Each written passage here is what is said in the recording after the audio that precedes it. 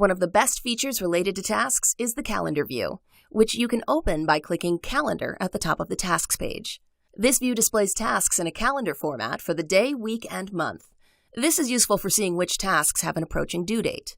The first thing that you will probably notice are small colored circles on the calendar in the month view. These represent the different tasks and their priority levels. You can hover over a circle to see the name of the task, and you can click it to open the task. Since it's possible to have a lot of tasks assigned to a lot of different users, you might see more circles than you really want. Therefore, using the filter options on this page view will probably be quite useful to you. You can use the options at the top left of the calendar to quickly navigate to the current day or to different months. You can use the options at the top right to switch the view to the day, week, or month. To the left, you'll see cards for the relevant tasks shown on the calendar. Overdue tasks are shown at the top, followed by the others. You can use the arrows to collapse or expand the cards here, just as you can on the task board.